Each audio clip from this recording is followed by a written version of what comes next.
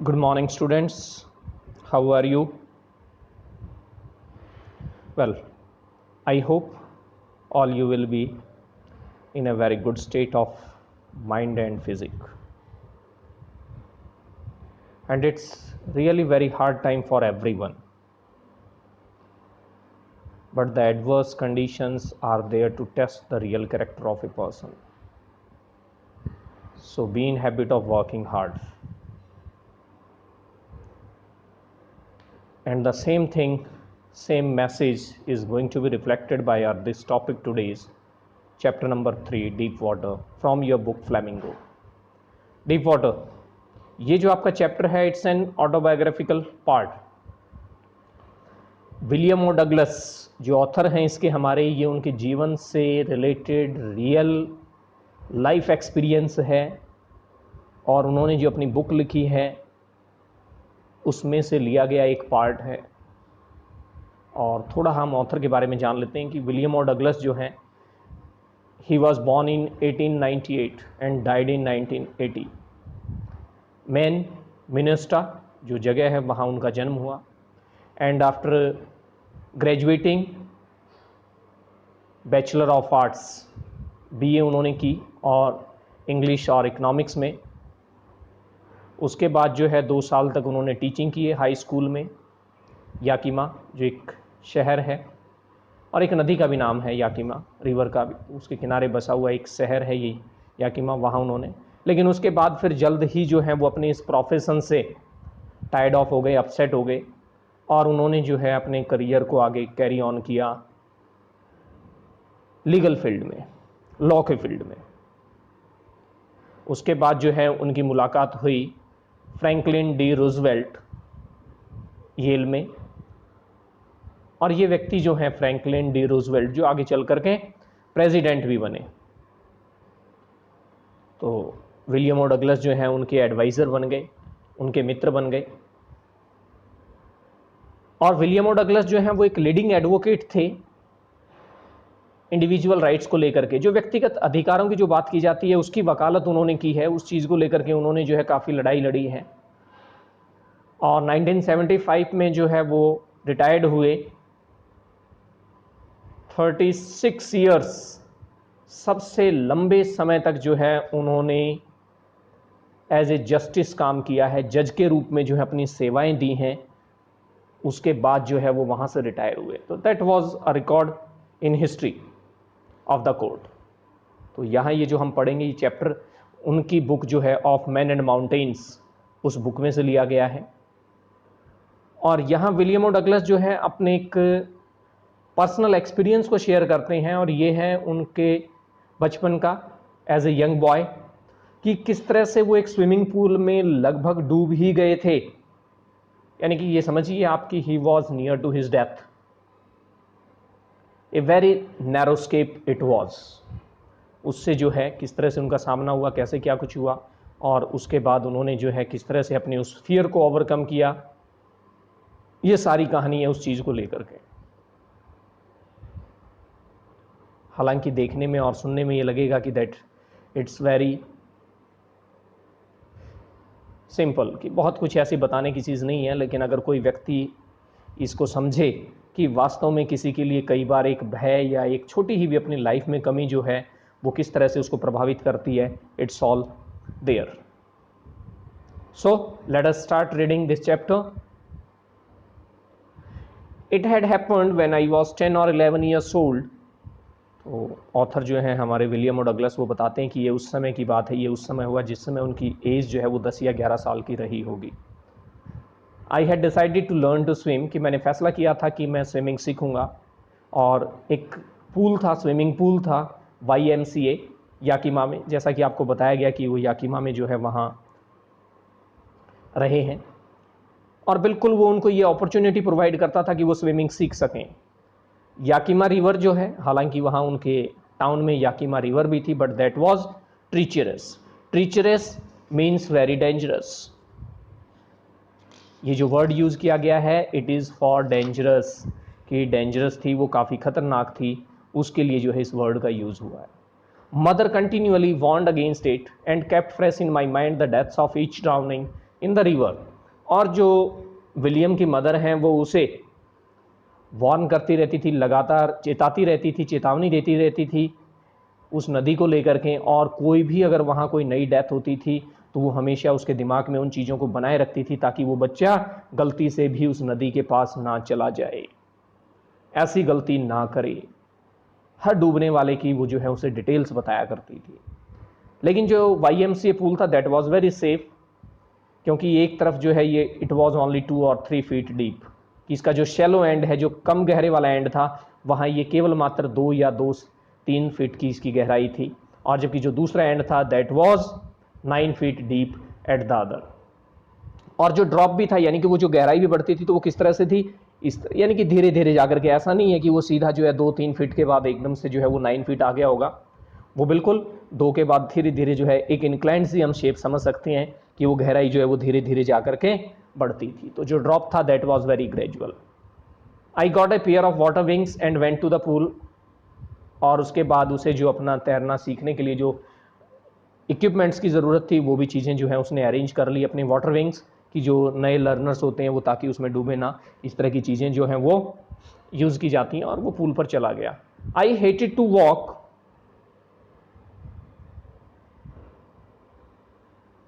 naked into it and show my skinny legs, but I subdued my pride and did it। और देखिए यहाँ लेखक हमें बताता है कि अब उसे जो है नेक्ड होकर के, नंगा होकर के, यानी कि अपने कपड़े उतार करके जो है उस पूल में जाते हुए भी शर्म महसूस करता है, उसे दिक्कत महसूस होती है अपनी उन स्किनी लेग्स को दिखाना। स्किनी वेरी थिन, जो बहुत पतली, यानी कि बहुत ज़्यादा हेल्दी नहीं था, तो वो अपनी पतली पतली टांगें दिखाते हुए और कपड़े उतार करके पूल में जाना जो है उसके लिए बेहद मुश्किल भरा काम था। कहता but I subdued my pride and did it. कहता फिर मैंने जैसे तैसे करके अपनी उस प्राइड को कंट्रोल किया और मैंने वो सब किया जो मुझे करना चाहिए था, यानी कपड़े उतार करके पूल में चला गया। From the beginning however I had an aversion to the water when I was in it. और कहता है शुरुआत से ही जब कभी भी मैं पानी में रहा, पानी के आसपास होता था, तो उसको लेकर के उसे जो है एक एवर्सन था, स्ट्रॉन्ग फीलिंग ऑफ डिसलाइकनेस, यानी कि वो उसे चीज़ बिल्कुल भी पसंद नहीं थी। उसके अंदर एक तरह का जो है एक फोबिया टाइप हम कह सकते हैं कि दैट वाज देयर। और ये सब क्यों था, इसकी शुरुआत कहाँ से हुई? व्हेन आई वाज 3 और 4 years old father took me to the beach in California. कि उसके फादर जो हैं, जिस समय विलियम की एज 3 या 4 साल रही होगी, तो उस समय उसके फादर जो हैं उसे कैलिफोर्निया बीच के ऊपर ले गए। वहाँ उसके फादर और वो जो हैं दोनों वो खड़े हुए हैं इन द सर्फ जो समुद्र में वो जो लहरें उठ रही हैं उनके बीच में। आई हंग ऑन टू हिम। और एक तरह से ये बच्चा जो है वो अपने फादर को पकड़ करके उनके ऊपर लटका हुआ है, लेकिन उसके बावजूद the waves knocked me down, कि उन वेव्स ने जो है उसे नीचे गिरा दिया। इतनी स्ट्रांग वेव्स थी कि वो उसे नीचे गिरा देती हैं और पानी उसके ऊपर से स्वैप कर रहा था। I was buried in water. और कहता है मैं तो पानी में दफन हो गया था, उस पानी में दब गया था। माई ब्रेथ वॉज गॉन, मेरी सांसें चली गई थी। आई वॉज फ्राइटन्ड, मैं डर गया था। Father loved but there was terror in my heart at the overpowering force of the waves.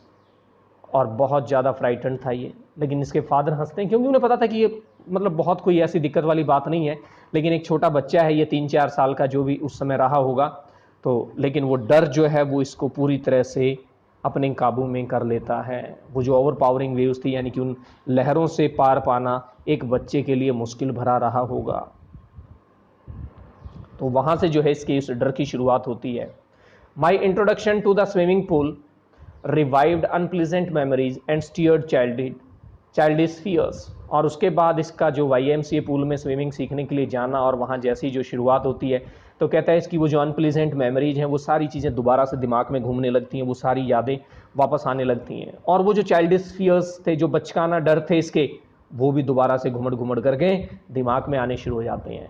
कहता but in a little while, थोड़े समय में मैंने अपना कॉन्फिडेंस गैदर किया। I pedalled with my new water wings, अपने नए वाटर विंग्स के साथ पेडल करते हुए, यानी कि अब जितनी इसकी एज हो गई है जो बताई गई है, ठीक है, 10-11 ईयर्स की जो बात की जा रही है, और फिर 2-3 फीट गहरे पानी में, तो आराम से जो है पैडलिंग करते हुए चल करके जो है वो उसमें अपना कॉन्फिडेंस गेन करने की कोशिश कर रहा है। दूसरे लड़कों को देखते हुए जिस तरह से वो कर रहे थे, सीखने की कोशिश कर रहे थे, trying to learn by aping them. Aping means copying them, उनको इमिटेट करना, कॉपी करना, उनकी नकल करके जो है वो भी सीखने की कोशिश करता है। I did this 2 or 3 times on different days. अलग अलग दिन जो है उसने 2-3 बार इन चीज़ों की प्रैक्टिस की, और बिल्कुल इस बात की शुरुआत थी कि वो वहाँ जो है उस वाटर में ही स्टार्ट, हाँ, beginning to feel at ease in the water when the misadventure happened. और तभी वो जो है एक मिस एडवेंचर, एक वो दुर्घटना जो है वो हो जाती है इसके साथ। कहता I went to the pool when no one else was there. कहता है मैं पूल पर चला गया जिस समय वहाँ कोई भी नहीं था। एक दिन प्लेस जो है बिल्कुल क्वाइट थी, शांत थी, वाटर जो है वो भी बिल्कुल शांत था। इट मीन्स कि वहाँ कोई दूसरा नहीं था, तो जो वाटर की जो स्टिलनेस होती है, इट वॉज देयर। और जो टाइल्ड बॉटम है, यानी कि जो बॉटम है उस स्विमिंग पूल की, उसे क्लियरली देखा जा सकता है। यानी कि जब पानी ठहरा हुआ, उसमें बिल्कुल कोई हलचल ना हो, तो हमें नीचे तक उसकी जो है वो बॉटम नजर आती है। और ऐसा ही कुछ उस समय हो रहा था, तो उस बॉटम की जो टाइल्स वगैरह थी नीचे वाइट, बिल्कुल साफ सफ़ेद दिखाई दे रही थी, क्लीन, ऐसे जैसे बाथ टब में दिखाई देती है हमें। तो कहता है I was timid about going in alone. तो कहता है मैं अकेला जाते हुए थोड़ा जो है फियरफुल फील कर रहा था, डरा हुआ महसूस कर रहा था कि मुझे अकेले स्विमिंग पूल में उतरना चाहिए या नहीं। तो कहता है इसलिए मैंने डिसाइड किया कि मैं साइड में बैठ करके वेट करता हूँ जब तक कोई दूसरे और नहीं आ जाते हैं, तो मुझे पानी में नहीं जाना चाहिए। तो कहता है I had not been there long when in came a big bruiser of a boy probably 18 years old. और कहता है मुझे वहाँ इंतजार करते हुए ज़्यादा समय नहीं हुआ था कि उसी समय जो है एक बिग ब्रूजर बॉक्सर टाइप, जो बहुत हेल्दी सा जो है, अच्छी फिजिक वाला जो हो, और जिसकी एज लगभग 18 ईयर्स रही होगी, वो लड़का वहाँ आता है। कहता है he had thick hair on his chest. उसकी चेस्ट के ऊपर जो है काफ़ी घने बाल से थे। It shows his approx age. He was a beautiful physical specimen with legs and arms that showed rippling muscles। और उसकी वो जो मसल्स जिस तरह से, यानी कि कर्लिंग वेवी जो मसल्स होती हैं, ठीक है, वो उसकी बताई गई हैं। तो यानी ये चीज़ें इंडिकेट कर रही हैं कि वो लड़का जो है काफ़ी हेल्दी था, उसने अपने शरीर के ऊपर काफ़ी मेहनत की हुई थी, ठीक है। ही येल्ड, वो आतिश, चिल्लाता है, वो लड़का चिल्लाया, हाय स्किनी, अरे दबलू पतलू, how would you like to be ducked. तुम कैसे डुबकी लगाना पसंद करोगे, पानी में कैसे डुबकी लगाओगे। उसने इतना कहा चिल्ला करके उसे। And with that he picked me up and tossed me into the deep and. और कहता है उसने मुझे उठाया, उठा करके हवा में उछाल दिया, और कहाँ, डीप एंड की तरफ। वो एंड जो सबसे गहरा था, जो 9 फीट वाली गहराई थी, उस तरफ। I landed in A sitting position. और जिस समय वो पानी के ऊपर लैंड करता है, तो जो जिस पोजीशन में बैठा हुआ था उसको उठा करके वैसे ही उछाल दिया गया, वो उसी पोजीशन में उस पानी के ऊपर लैंड करता है। स्वेलोड वाटर, पानी निकल गया। And went at once to the bottom. और तुरंत जो है वो बॉटम की तरफ, नीचे की तरफ उसकी बॉडी गई। कहता आई वॉज फ्राइटेंड, मैं बहुत डर गया था। But not yet frightened out of my wits intelligence brain. कहता लेकिन इतना ज़्यादा भी डरा हुआ नहीं था कि मेरा दिमाग काम ना करे, कि मैं इंटेलिजेंटली सोच ना सकूं, कि अपने होशावास से बाहर हो जाऊं पूरी तरह से। On the way down I planned. और नीचे जाते समय कहता है मैंने प्लानिंग की कि when my feet hit the bottom I would make a big jump. कि जैसे ही मेरे पैर नीचे जाकर के बॉटम को टच करेंगे, मैं एक बड़ा सा जंप लूंगा और सरफेस के ऊपर आ जाऊंगा। इसके ऊपर आकर के लाई फ्लैट लेटते हुए पूरी तरह से, जिस तरह से जो स्विमर वगैरह करते हैं, और पैडल करते हुए अपने पैरों को, हाथ पैरों को चलाते हुए पूल की एज तक पहुंच जाऊंगा, किनारे तक पहुंच जाऊंगा, कोई प्रॉब्लम नहीं आएगी। लेकिन यहां उसके एक्सप्रेशंस पढ़िए आप कि it seemed a long way down, कि नीचे जाते हुए बहुत लंबा लगा मुझे, ये सारा कि रास्ता बहुत लंबा है। Those 9 feet were more like 90। और वो 9 फीट जो है मुझे 90 से भी ज़्यादा प्रतीत हुए, 90 से भी ज़्यादा। It shows his mental state. और ऐसा हमारे साथ कब होता है कि जब हम बहुत डरे हुए, बहुत घबराए हुए हों। अगर हम इसी बात को एक टाइम रेफरेंस में बात करें कि एक तो when we are very happy, when we are busy, तो समय जो भागता हुआ नज़र आता है। लेकिन अगर परेशानी है और दूसरी तरह की दिक्कतें हैं, काम नहीं है, तो थोड़ा थोड़ा समय भी कटना जो है वो कई बार ये लगता है अरे 10 ही मिनट हुए हैं इतनी देर में। तो अब इसके लिए वो जो 9 फीट थे वो 90 फीट से भी ज़्यादा हो जाते हैं। तो ये उसकी उस मेंटल स्टेट को शो करता है कि वास्तव में उसकी स्थिति उस समय क्या रही होगी। और कहता है इससे पहले कि मेरे लेग्स जो हैं वो नीचे बॉटम को टच करते, मेरे जो लंग्स हैं दे वर रेडी टू बर्स्ट, कि वो फटने को तैयार थे। कहता है लेकिन मेरे बॉटम जैसे ही जो है हिट किया नीचे, कहता आई समन्ड ऑल माई स्ट्रेंथ, मैंने अपनी सारी स्ट्रेंथ को इकट्ठा किया, जितना दम था सारा, and made what I thought was a great spring upwards, और मैंने वैसे ही कोशिश की जैसा मैंने सोचा था कि एक स्प्रिंग की तरह से उछल करके मैं ऊपर की तरफ आ जाऊंगा। I imagined I would bob to the surface like a cork, जिस तरह से कॉर्क होता है उसको पानी में फेंका जाए, वो एक बार तो नीचे जाती है चीज़, लेकिन वापस ऊपर तुरंत आ जाती है, जो बायंसी फोर्स से काम करती है उसको लेकर के। उसी तरह से कि मेरी इमेजिनेशन ऐसे थी कि मैं उसकी तरह से तुरंत वापस ऊपर आ जाऊंगा। कहता है वास्तव में आई केम अप, मैं ऊपर तो आया लेकिन स्लोली, बहुत धीरे से। I open my eyes and saw nothing, कहता है मैंने अपनी आंखें खोली और कुछ भी दिखाई नहीं दिया मुझे, यानी कि सारी चीजें मुश्किल थी। कहता है सिवाय पानी के और कुछ भी दिखाई नहीं दिया, but water, water that had a dirty yellow tinge to it, और वो भी पानी भी कैसा कि उसमें एक येलो टिंज उसे नजर आता है, पीलापन उसमें उसे नजर आता है, हल्का हल्का सा कलर। आई ग्रीव पैनिकी, कहता है मैं और ज़्यादा चौकन्ना हो गया, और ज़्यादा डर गया, भयभीत हो गया, पूरी तरह से पैनिक हो गया। I reached up as if to grab a rope and my hands clutched only at water, और कहता है मैं ऊपर इस तरह से पहुंचा, उसके हाथों के कुछ जेस्चर्स, एक्सप्रेशन ऐसे थे कि मानो वो कोई रस्सी वस्सी को पकड़ना चाहता हूँ, हालांकि ऐसा वहाँ कुछ था नहीं, लेकिन इस तरह से कि वो किसी रस्सी वस्सी को पकड़ना चाहता और उसके हाथों में सिर्फ और सिर्फ पानी आया, पानी के अलावा और कुछ भी नहीं।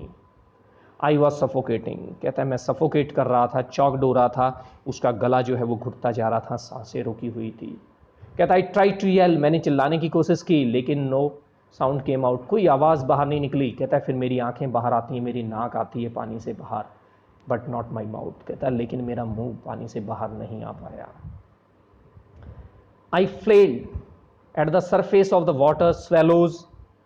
Water swallowed and choked, flail करने की कोशिश करता है, अपने हाथ पैरों को जो है बिना किसी कंट्रोल के, यानी कि एक तो होता है हम कंट्रोल्ड वे में और अपने एक प्रॉपर तरीके से अपने हाथ पैरों को चलाएं उस पानी में स्विम करने के लिए, लेकिन यहाँ ऐसा कुछ नहीं होता है, तो अननेसेसरी आउट ऑफ कंट्रोल जो है वो अपने हाथ पैरों को जो है वहाँ मारता है उस वाटर के सरफेस के ऊपर। उस प्रोसेस में जो पानी और ज़्यादा स्वेलो कर जाता है, चॉक्ड हो जाता है, उसका गला पूरी तरह से रुक जाता है। कहता है I try to bring my legs up, मैंने अपने पैरों को ऊपर लाने की कोशिश की, but they hung as dead weights, कहता है लेकिन वो बिल्कुल डेड वेट्स की तरह से कि लाइफलेस हो, उनमें जान हो ही ना, इस तरह से लटकी रही। पैरालाइज्ड एंड रिजिड, पूरी तरह से पैरालाइज्ड हो गई थी, रिजिड हो गई थी, हार्ड हो गई थी।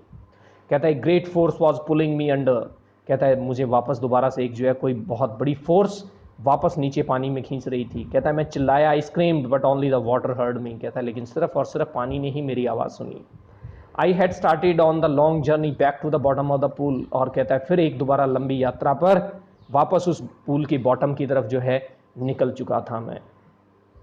आई strike at the water as I went down, expending my strength as one in a nightmare fights an irresistible force, और कहता है उसके बाद मैं पानी में स्ट्रक करता हूँ, अपने हाथ पैरों को चलाता है, अपनी एनर्जी को वेस्ट करता है एक तरह से, जैसे जैसे नीचे जाता जा रहा था। जी यहाँ देखिए इसने कहा है as one in a nightmare fights an irresistible force, कि कई बार क्या होता है हमें रात को कुछ कई बार ड्राउने सपने हों और कुछ हों, और हम उन चीज़ों से लड़ने की कोशिश करते हैं और कुछ कोशिश करते हैं, लेकिन हमारा कंट्रोल नहीं होता किसी भी चीज़ को लेकर के, मतलब एक एफर्ट्स इतने लगाते हैं, और वास्तव में कई बार जब बाद में नींद खुल जाती है तो हम देखते हैं कि हम अपने आप को काफ़ी थका हुआ या बहुत ज़्यादा पसीने आ गए हैं, इस तरह की एक स्थिति होती है। तो कुछ ऐसा ही हाल उस समय उसके साथ भी था, वो कोशिश कर रहा है लेकिन रिजल्ट कुछ भी नहीं था, सारी अपनी स्ट्रेंथ को जो है वो एक्सपेंड करता जा रहा है, वेस्ट करता जा रहा है।